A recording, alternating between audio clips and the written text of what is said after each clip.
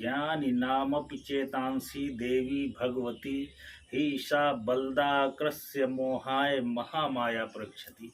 वो माता भगवती बड़े बड़े ज्ञानियों को, बड़े बड़े ऋषियों को, देवताओं को, संसार में कोई भी ऐसा शक्तिशाली नहीं है जिसको वो मोह माया में न डाल देती हो। तो बताओ हम तुच्छ लोगों की भला क्या बिसात है उसके सामने। आप देखो कि ये बेचारे जो जीव जंतु हैं, कीड़े मकोड़े पशु पक्षी इत्यादि, इनकी मोह माया क्या हम तुमसे कम है क्या? इनको कभी गौर से देखो कि चिड़िया मुंह में दाना दबा करके लाती है और स्वयं नहीं उसको खाती, अपने बेटे की चोंच में उस दाने को डालती है और खिलाती है। ये माया नहीं है, ये मोह नहीं है। तो ये मोह माया से तो पूरा संसार व्याप्त है। अहम प्रकृति पुरुषात्मकम जगत शून्यम च शून्यम। वो स्वयं कह रही है कि मैं ही प्रकृति और मैं ही पुरुष हूँ, इस संसार में मेरे सिवा कुछ है ही नहीं, और मैं जैसा चाहती हूँ वैसा ही करवाती हूँ लोगों से, और कोई भी बिना मेरी इच्छा के कुछ कर ही नहीं सकता। ये पत्ता भी अगर डोल रहा है तो वो मेरे ही इशारे से डोल रहा है, क्योंकि मैं ही सर्वत्र हूँ, मैं ही हर जगह व्याप्त हूँ, और जो कुछ भी हो रहा है वह मेरे लिए ही हो रहा है, और जो करने वाले हैं वो स्वयं मैं ही करवाती हूँ। मैं ही भोग भोगती हूँ और मैं ही वो स्वयं खुद भोग के रूप में हूँ। तो अब वो तो इतना विराट स्वरूप है, उसका इतना बृहद स्वरूप है कि वो तो ज्ञानातीत है, हमारे आपके ज्ञान के भी परे है, वो ज्ञानातीत है। वो उसको ज्ञान से बांध पाना मुश्किल है, वो गुणातीत है, उसको गुणों से नहीं बांध सकते हो। ये संसार त्रिगुणात्मक है, सतो रजो तमो गुण, और वो इन तीनों गुणों से गुणातीत है। जो गुणातीत है, ज्ञानातीत है, शब्दातीत है। किस शब्द से उसकी उपासना करें हम, किस शब्द से उसकी स्तुति करें हम, वो तो शब्दातीत है।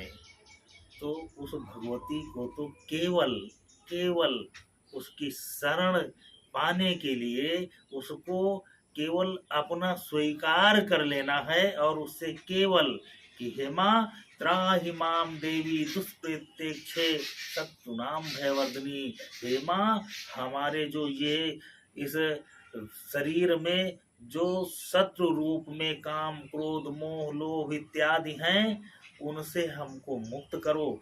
और भगवती हमको आप अपनी शरण में केवल बनाए रखो, हम आपके शरणागत बने रहें। केवल इतनी ही भगवती से प्रार्थना करनी है।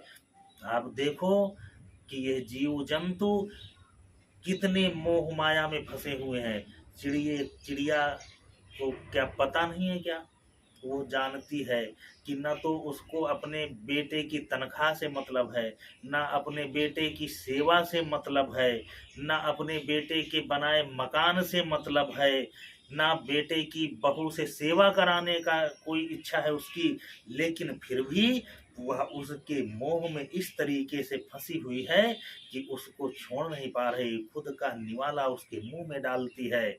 और वो ज्ञानवान भी कितनी है चिड़िया कि अपने बेटे को किस तरीके से उड़ना सिखाती है, चोंच में दबा करके ऊपर आकाश में ले जाती है और छोड़ देती है, नीचे पंख फैलाए हुए है कि बेटा अगर थकेगा तो पंखों में उसको ले लेंगे।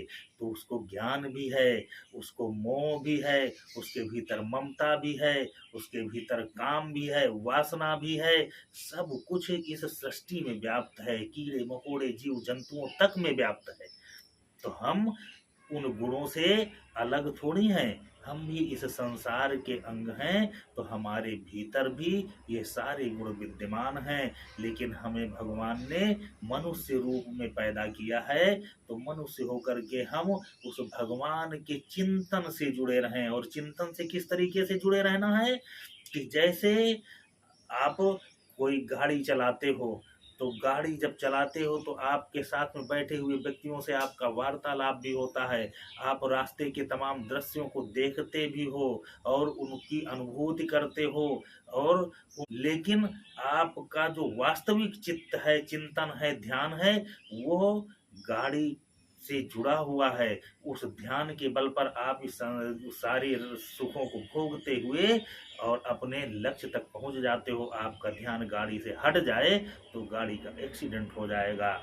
इसी तरीके आपको इस संसार में रह करके और अपने चित्त को ईश्वर से जोड़ करके रखना है कि आप इस संसार में का आनंद भोगते हुए भी अपने उस लक्ष्य से, ईश्वर से कटे नहीं, ईश्वर की अनुभूति आपके भीतर बनी रहे। अपने चित्त को ईश्वर से जोड़ करके रखना है, क्योंकि हमारा ध्यान, चित्त और कर्म सब ईश्वर के लिए है।